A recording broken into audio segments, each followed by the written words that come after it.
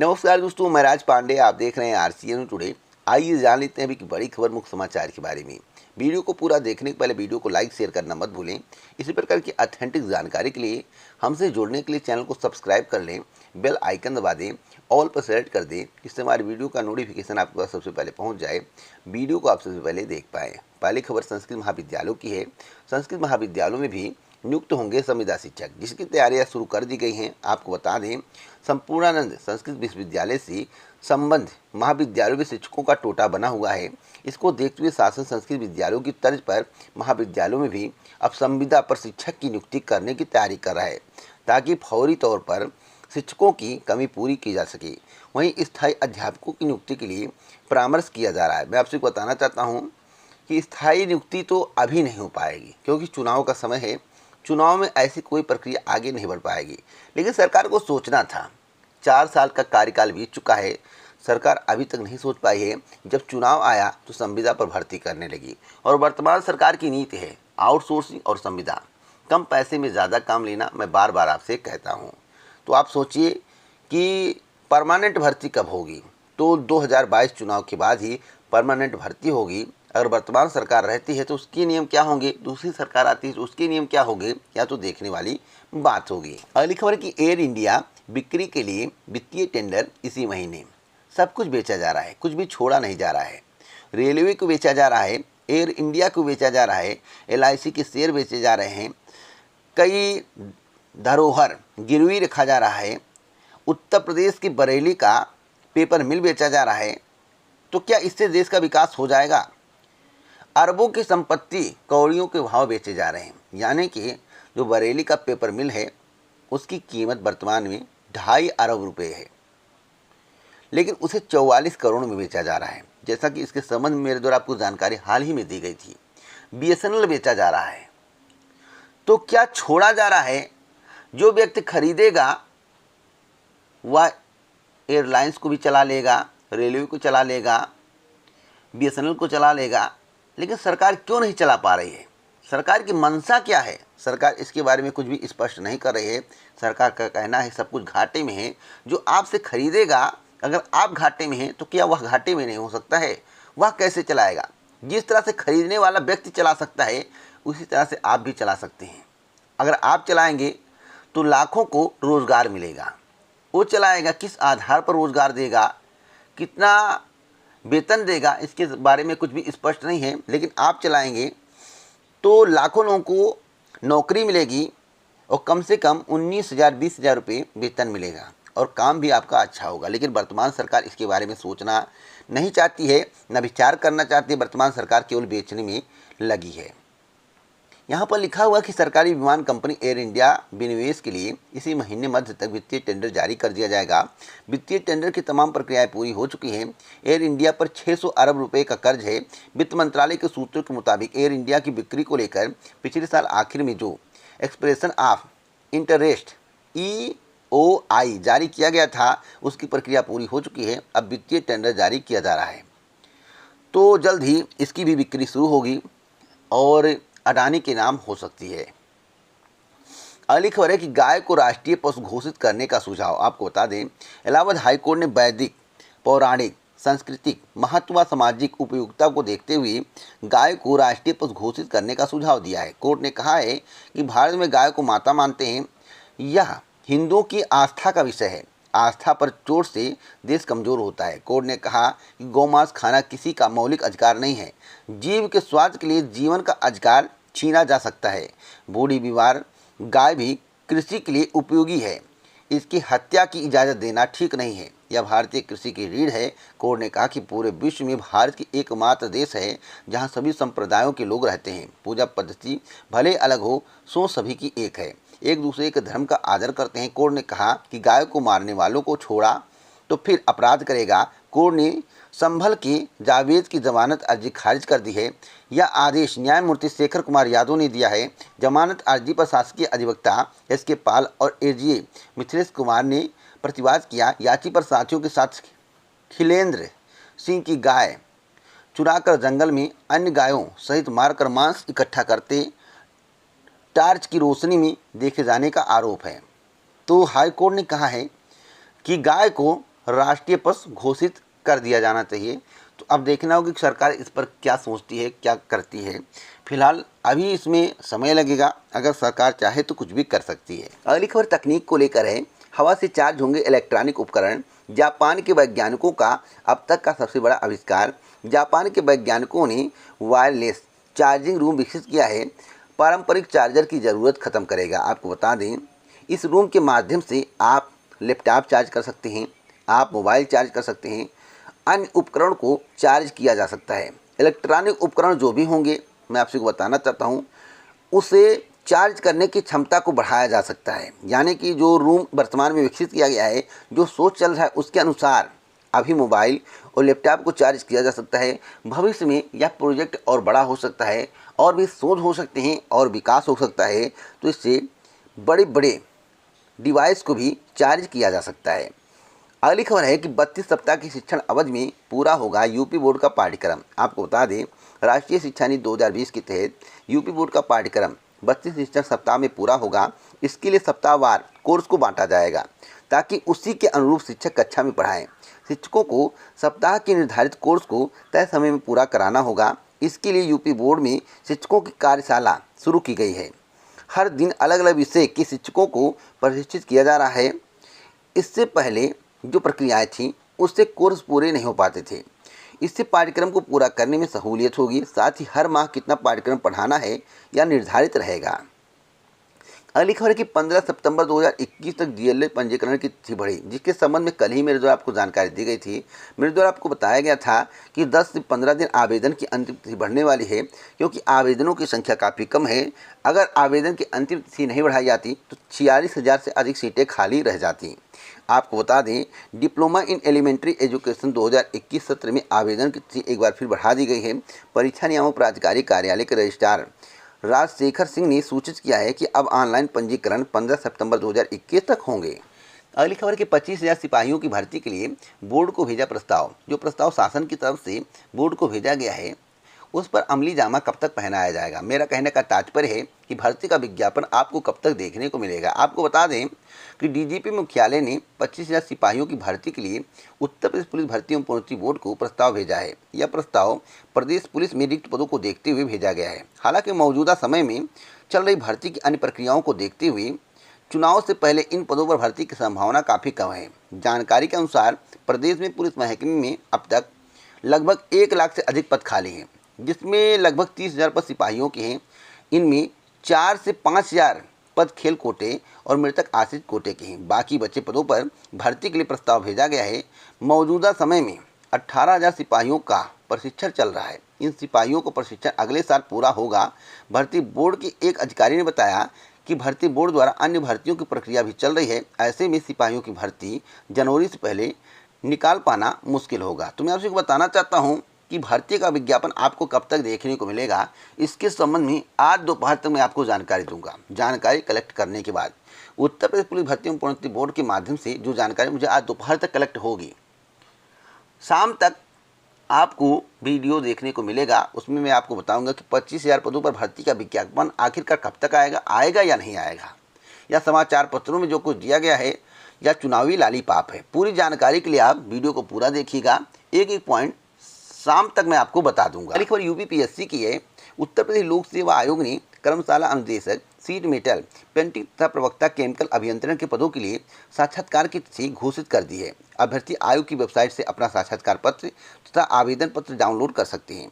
अभ्यर्थियों को मूल व प्रमाणित अंक पत्रों और प्रमाण पत्रों के साथ साक्षात्कार के लिए 8 और 9 सितंबर 2021 को आना है। साक्षात्कार आयोग कार्यशाला के यमुना भवन में होगा। अगली खबर असिस्टेंट प्रोफेसर भर्ती 2021 को लेकर है। असिस्टेंट प्रोफेसर भर्ती 2021 के संबंध में उत्तर प्रदेश उच्चतर शिक्षा सेवा आयोग ने एक महत्वपूर्ण जानकारी दी है। उत्तर प्रदेश उच्चतर शिक्षा सेवा आयोग ने बताया है कि असिस्टेंट प्रोफेसर प्राणी विज्ञान व वनस्पति विज्ञान के लिए 4 सितंबर 2021 तक आवेदन कर सकते हैं। अगली खबर मुक्त विश्वविद्यालय की है। राष्ट्रीय टंडन मुक्त विश्वविद्यालय में 7 जुलाई 2021 से 22 में प्रवेश के लिए आवेदन की तिथि 20 सितंबर 2021 तक बढ़ा दी गई है। तो आप 20 सितंबर 2021 तक आवेदन कर सकते हैं। अगली खबर एकेटीयू की है। एकेटीयू ने जारी किया बी फार्मा छठे सेमेस्टर का परिणाम। डॉक्टर एपीजे अब्दुल कलाम प्रौद्योगिकी विश्वविद्यालय ने बी फार्मा छठे सेमेस्टर का परिणाम जारी कर दिया है। परीक्षा नियंत्रक प्रोफेसर अनुराग त्रिपाठी ने बताया कि परिणाम विश्वविद्यालय की आधिकारिक वेबसाइट पर अपलोड किया गया है, आप वहां से देख सकते हैं। अगली खबर एलएलबी की है। हर सीट पर 7 दावेदार। 5 सितंबर 2021 है महाविद्यालय में प्रवेश आवेदन की अंतिम तिथि। अगली खबर बीएचयू की है। बीएचयू में दाखिले के लिए 5 दिन का और मौका। आपको बता दें, बीएचयू में यूजी पीजी में दाखिले के लिए ऑनलाइन आवेदन करने वालों के लिए अहम खबर है। अब उनके पास केवल 5 दिन का मौका है। नेशनल टेस्टिंग एजेंसी की ओर से कराई जाने वाली प्रवेश परीक्षा के लिए 6 सितंबर 2021 तक अभ्यर्थी आवेदन कर सकेंगे, जहां 29 सितंबर 2021 से वाराणसी समेत देश भर में बने 185 केंद्रों पर प्रवेश परीक्षाएं कराई जाएंगी। अगली खबर काशी विद्यापीठ की है। काशी विद्यापीठ में 11 विषयों के रिजल्ट जारी कर दिए गए हैं। अगली खबर आईआईटी बीएचयू में हिंदी में होगा बीटेक की पढ़ाई। हिंदी पखवाड़े के उद्घाटन समारोह में निदेशक ने की घोषणा, तो बहुत ही अच्छी खबर है। अगली खबर शिक्षक भर्ती को लेकर है। शिक्षक भर्ती के लिए 15 सितंबर 2021 तक कर सकते हैं आवेदन। आपको बता दें, महात्मा गांधी काशी विद्यापीठ में शिक्षकों के रिक्त पदों पर ऑनलाइन आवेदन की तिथि 15 सितंबर 2021 तक बढ़ा दी गई है। विश्वविद्यालय में प्रोफेसर, एसोसिएट प्रोफेसर और असिस्टेंट प्रोफेसर पद पर नियुक्ति के लिए ऑनलाइन आवेदन मांगे गए हैं। अगली खबर है कि परीक्षाओं में पारदर्शिता के लिए आरआरसी में डिजिटल लैब। आपको बता दें, रेलवे में होने वाली भर्ती परीक्षाओं में नकल को रोकने और पारदर्शिता लाने के लिए रेलवे भर्ती प्रकोष्ठ यानी कि आरआरसी प्रयागराज में डिजिटल लैब की स्थापना की गई है। पिछले दिनों रेलवे की विभागीय परीक्षा के दौरान इसकी स्थापना हुई और ट्रायल भी कर लिया गया। इसके जो भी परिणाम सामने आए वह संतोषजनक थे। इससे एक परीक्षार्थी की ऑनलाइन निगरानी हुई और उसका फेसबुक पर लाइव प्रसारण भी किया गया। इससे परीक्षा की शुद्धता बनी रही। अगली खबर की सितंबर में अधिक बारिश होने की संभावना, वैज्ञानिकों की चेतावनी। आपको बता दें, मौसम विभाग के पूर्वानुमानों को झुठलाते हुए देश में अगस्त में सामान्य से 24% कम बारिश हुई, लेकिन विभाग के ताज़ा अनुमान के मुताबिक सितंबर में सामान्य से अधिक यानी कि दीर्घकालिक औसत के 110% से अधिक बारिश होने की संभावना है। हालांकि जून में 10% बारिश अधिक हुई थी, जबकि जुलाई में 7% बारिश कम हुई थी। तो इसको देखते हुए ऐसा प्रतीत होता है कि सितंबर में कई जगहों पर बाढ़ की संभावना बन सकती है। अगली खबर है कि कोरोना का संक्रमण बढ़ा तो आधे घंटे में बंद कर देंगे स्कूल, ऐसा मनीष सिसोदिया का कहना है, जो दिल्ली के उप मुख्यमंत्री हैं। मनीष सिसोदिया ने कहा कि अभिभावकों की मंजूरी पर ही स्कूल बुलाए जा रहे हैं बच्चे, अपने मन से सरकार स्कूल नहीं बुला रही है। तो जब तक अभिभावक अनुमति नहीं देंगे तब तक बच्चे स्कूल नहीं जाएंगे। उप मुख्यमंत्री मनीष सिसोदिया ने कहा कि अगर कोरोना बढ़ता है और ज़रूरत पड़ती है तो आधे घंटे में स्कूलों को बंद कर दिया जाएगा। ऑफलाइन पढ़ाई का विकल्प ऑनलाइन पढ़ाई कभी नहीं बन सकती है। इसे देखते हुए दिल्ली सरकार ने स्कूल खोलने का निर्णय लिया है, लेकिन बच्चों की सेहत के साथ किसी तरह का समझौता नहीं किया जाएगा। बुधवार को 9वीं से 12वीं तक के बच्चों की स्कूल खोले जाने के बाद उप मुख्यमंत्री मीडिया के सवालों का जवाब दे रहे थे। अगली खबर की नौकरी मांग रहे बेरोजगारों को हिरासत में लिया। नई प्राइमरी शिक्षक भर्ती की मांग लंबे समय से चल रही है। पहले पोस्टर अभियान चलाया गया, उसके बाद ट्विटर अभियान चलाया गया, उसके बाद पीएनपी पर और प्रयागराज में कई बार धरना प्रदर्शन किया गया, लेकिन पुलिस के द्वारा प्रशिक्षुओं के साथ बर्बरता की जाती है। शासन के निर्देश पर पुलिस जो है प्रशिक्षुओं को जमीन पर घसीटती है। पुलिस के द्वारा प्रशिक्षुओं को मारा जाता है, जेल में डाला जाता है और कैरियर बर्बाद करने की धमकी दी जाती है। मंत्री जी से जब नई प्राइमरी शिक्षक भर्ती के संबंध में बात की गई तो मंत्री जी का कहना है कि आप एसएससी की तैयारी कर लो, आरआरबी की तैयारी कर लो, बैंक की तैयारी कर लो, अन्य भर्तियाँ आ रही हैं उसमें अप्लाई करो। तो हमने बीटीसी, डीएलएड या बीटेक क्यों किया? अगर हमें एसएससी में फॉर्म भरना था, हमें उत्तर प्रदेश अधीनस्थ सेवा चयन आयोग की भर्तियों में फॉर्म भरना था, अन्य भर्तियों में फॉर्म भरना था, तो आखिरकार हमने बीटीसी, डीएलएड और बीएड क्यों किया एसएससी में फॉर्म भरने के लिए? मंत्री जी का यहाँ तक कहना है कि हमने 1,25,000 भर्तियाँ पारदर्शी तरीके से की हैं। अब नई प्राइमरी शिक्षक भर्ती दे पाना मुश्किल है, और शिक्षक भर्ती देना बच्चों का खेल नहीं है, वेतन देना पड़ता है। तो जैसे लगता है मंत्री जी अपने घर से वेतन देते हैं। मैं आपसे बताना चाहता हूँ, अगर इसी तरह सरकार का रवैया रहा और सरकार नई प्राइमरी शिक्षक भर्ती का विज्ञापन जारी नहीं करती है तो 2022 के चुनाव में सरकार को इसका बुरा परिणाम मिल सकता है। यानी कि काफ़ी वोट सरकार के कट सकते हैं, क्योंकि बेरोजगार युवा सरकार से काफ़ी नाराज़ हैं। बेरोजगारों का कहना है या नौकरी विरोधी सरकार है, जब जब आई है तब तक नौकरियों पर वार हुआ है, सब कुछ आउटसोर्सिंग और संविदा पर किया जाता है। आपको बता दूं कि 25 बेरोजगारों को पुलिस के द्वारा हिरासत में लिया गया, कैरियर बर्बाद करने की धमकी दी गई, आधार कार्ड को जमा कराया गया और कहा गया पुनः अगर दिखाई दिए तो पूरे कैरियर को बर्बाद कर दिया जाएगा। तो इस तरह की हरकत शासन प्रशासन के द्वारा की जा रही है और प्रशिक्षुओं को धमकी दी जा रही है। आपको बता दूं प्रशिक्षुओं की संख्या लगभग 10 से 12 लाख है जो टीईटी और सीटेट उत्तीर्ण हैं। उनके द्वारा मांग की जा रही 2 साल हो गए, नई प्राइमरी शिक्षक भर्ती नहीं आई और जो शिक्षा मित्रों के पद खाली थे सपा शासनकाल में जो शिक्षा मित्रों को समायोजित किया गया था उन्हें वर्तमान सरकार के द्वारा निकाल दिया गया। जो पद रिक्त हुए उस पर भर्ती करने का ऐलान किया गया। 68,500 शिक्षक भर्ती आई और 69,000 शिक्षक भर्ती आई, जिसमें से 1,25,000 पद भरे गए हैं। और इधर 69,000 शिक्षक भर्ती में 22,000 पद जोड़ने की मांग की जा रही है। तो बेरोजगार काफ़ी नाराज है, बेरोजगार वर्तमान सरकार से खुश नहीं है। आपको क्या लगता है कि 2022 में वर्तमान सरकार सत्ता में आ पाएगी? आपकी क्या राय है? आप लोग अपनी राय कमेंट बॉक्स में जरूर दीजिएगा। क्या नई प्राइमरी शिक्षक भर्ती आनी चाहिए या नहीं आनी चाहिए, इसके बारे में भी कमेंट बॉक्स में जरूर बताइएगा। अगली खबर लखनऊ विश्वविद्यालय की है। लखनऊ विश्वविद्यालय में शिक्षकों की 39% पद खाली हैं। स्वीकृत पदों की संख्या 516 है, जिसमें से 197 पद खाली हैं। नए सत्र में कैसे होगी पढ़ाई, इसको लेकर विद्यार्थी चिंतित हैं। आपको बता देना चाहता हूं, सरकार को इसके संबंध में विचार विमर्श करना चाहिए। सरकार के द्वारा नई भर्ती नहीं की जा रही है। जो भी भर्तियां की जा रही हैं 2-2 साल 3-3 साल तक लंबित हैं, चाहे उत्तर प्रदेश अधीनस्थ सेवा चयन आयोग की समूहगा की भर्ती हो या उत्तर प्रदेश उच्चतर शिक्षा सेवा आयोग की हो या उत्तर प्रदेश माध्यमिक शिक्षा सेवा चयन बोर्ड की हो, कोई भी आयोग हो या कोई बोर्ड हो सही से काम नहीं कर रहा है। उत्तर प्रदेश लोक सेवा आयोग की प्रक्रिया थोड़ी ठीक है, लेकिन अन्य भर्ती बोर्ड या आयोग की प्रक्रिया बहुत सही नहीं है। शिक्षकों के पद जल्द से जल्द भरे जाएं, जिससे शिक्षा व्यवस्था चुस्त और दुरुस्त हो सके। सरकार को इसके बारे में एक अहम बैठक करके निर्णय लेना चाहिए। अगर परमानेंट भर्तियां सरकार नहीं कर सकती है, संविदा पर भर्तियां कर दें, जिससे विद्यार्थियों के पठन पाठन में बाधा न आए। अगली खबर की शिक्षक भर्ती की मांग कर रहे अभ्यर्थियों की पुलिस के साथ हुई तीखी झड़प, 35 लिए गए हिरासत में। परीक्षा नियमों प्राधिकारी कार्यालय से कलेक्ट्रेट जा रहे थे अभ्यर्थी। जिस तरह से अभ्यर्थियों के साथ बर्बरता की जा रही है, जैसा कि आप अपने स्क्रीन पर देख रहे हैं कि अभ्यर्थियों को किस तरह से खींचा जा रहा है, धमकी दी जा रही है करियर बर्बाद करने की, तो आखिरकार क्या शासन प्रशासन के द्वारा इस तरह किया जाना उचित है? क्या नई प्राइमरी शिक्षक भर्ती नहीं आनी चाहिए? अगर शिक्षकों के पद खाली ना हो तो अलग बात है, लेकिन शिक्षकों के अगर 1.5 लाख से अधिक पद खाली हैं तो सरकार को इस पर भर्ती करनी चाहिए। सरकार वेतन बचाने के चक्कर में, पैसा बचाने के चक्कर में, राजस्व एकत्रित करने के चक्कर में भर्तियां नहीं करेंगी तो बेरोजगार नाराज जरूर होगा। तो सरकार इस पर विचार विमर्श करे, नहीं तो 2022 के चुनाव में सरकार के लिए घाटे का सौदा हो सकता है। अगली खबर महंगाई को लेकर है। वर्तमान सरकार के द्वारा आम जनता को जिस तरह से झटका दिया जा रहा है वह निंदनीय है। आपको बता दूं, गैस सिलेंडर फिर 25 रुपये महंगा हो गया। लोगों को महंगाई का झटका 15 दिन में दूसरी बार और 2 महीने में तीसरी बार बढ़ोतरी की गई है। अगर दिल्ली की बात करें तो सब्सिडी और गैर सब्सिडी वाला 14.2 kg LPG सिलेंडर 884.50 रुपये में हो गया है। इधर गोरखपुर की बात करें या प्रयागराज की बात करें तो प्रयागराज में 937 रुपया सिलेंडर का दाम हो गया है। बस्ती में 935 रुपये के करीब हो गया। तो इसी प्रकार से महंगाई चरम पर है। चाहे खाद्य पदार्थों की बात करें तो महंगाई चरम पर है, पेट्रोल डीजल की बात करें तो महंगाई चरम पर है, सब्जियों की बात करें तो महंगाई चरम पर है, टमाटर की बात करें तो महंगाई चरम पर। मतलब कि कुछ भी इस देश में सस्ता नहीं है, सब कुछ महंगा होता जा रहा है। LCD से लेकर मोबाइल फ़ोन से लेकर खाद्य पदार्थ से लेकर गाड़ी में डलवाने वाला पेट्रोल और डीजल तक महंगा हो गया है। खाना बनाने वाला गैस सिलेंडर महंगा हो गया। वर्तमान सरकार के द्वारा कहा जाता है कि हमने उज्ज्वला गैस दे दिया। भैया इतना महंगा कर दिया, उज्ज्वला गैस कौन भरवा पाएगा? आप तो दे रहे हो, कह रहे हो फ्री राशन दे रहे हैं, फ्री राशन दे रहे हो, खाना कैसे बनेगा? गैस सिलेंडर इतना महंगा है। तो जो कुछ दिया जा रहा है, एक तरफ से दिया जा रहा है और एक तरफ से लिया जा रहा है, इस बात को आप समझिएगा।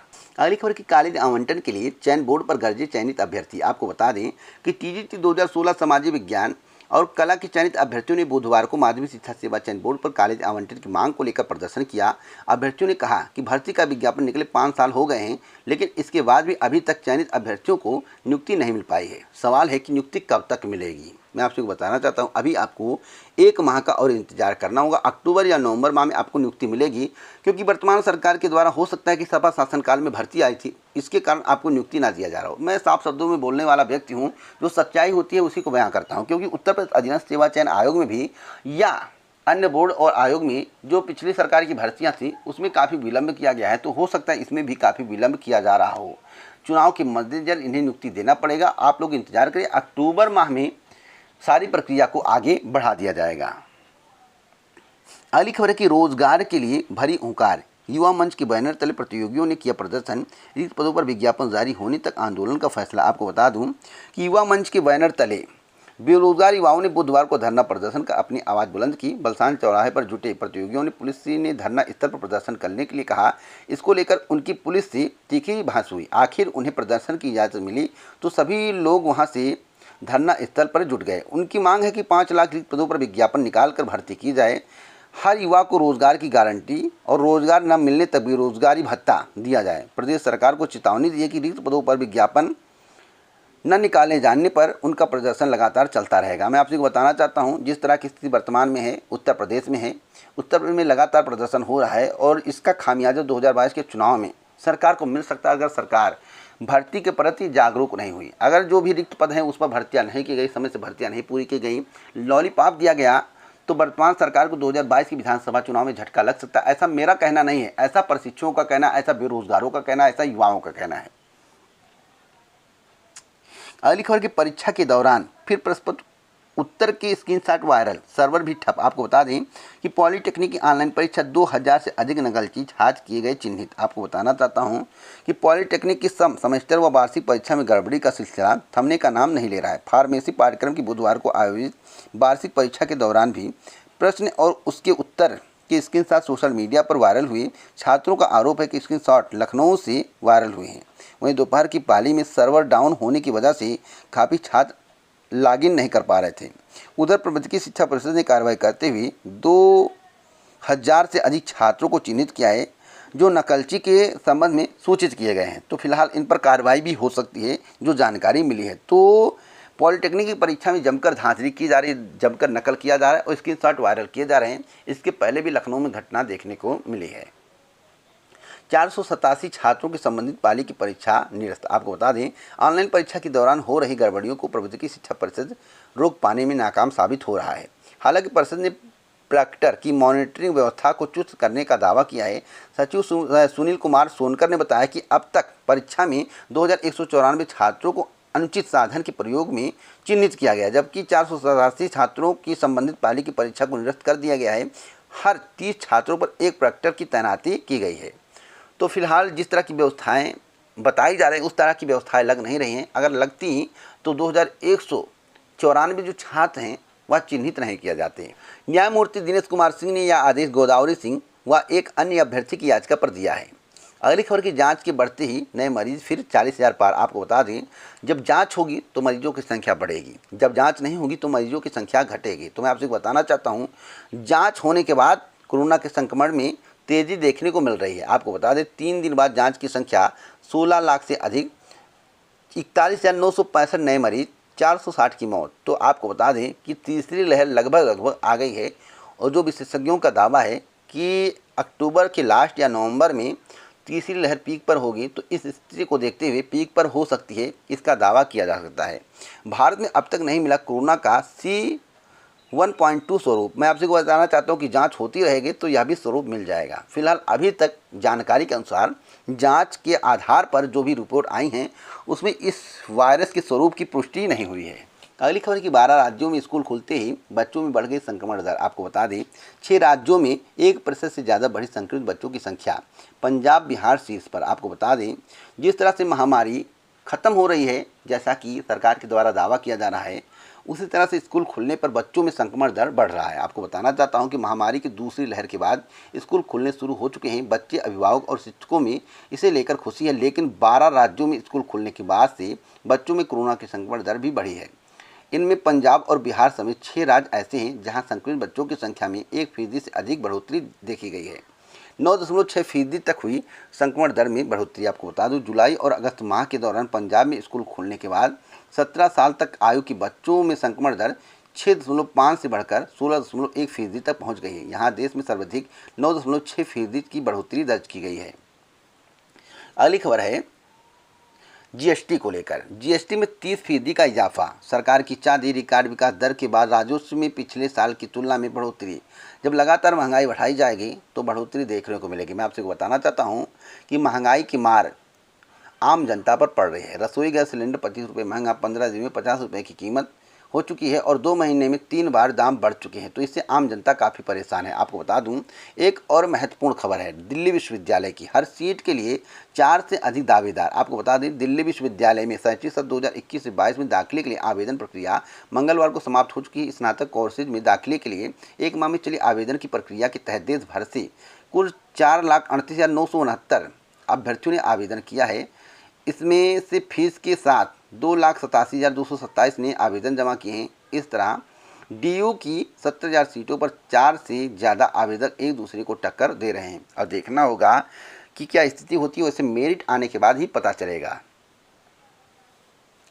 अगली खबर यूटेट को लेकर है। उत्तराखंड के द्वारा शिक्षक पात्रता परीक्षा का अधिसूचना जारी किया है। जैसा कि आप अपनी स्क्रीन पर देख सकते हैं, आवेदन प्रक्रिया के संबंध में पूरी जानकारी आपको नोटिस में देखने को मिलेगी। तो अगर आप आवेदन करना चाहते हैं तो बेहिचक आवेदन करिए, क्योंकि यूटेट का नोटिफिकेशन आ गया। पर देखिए लिखा हुआ है, उत्तराखंड अध्यापक पात्रता परीक्षा प्रथम एवं द्वितीय यूटेट फर्स्ट एंड सेकंड 2021 में सम्मिलित होने वाले अभ्यर्थियों के लिए सूचना जारी कर दी गई है।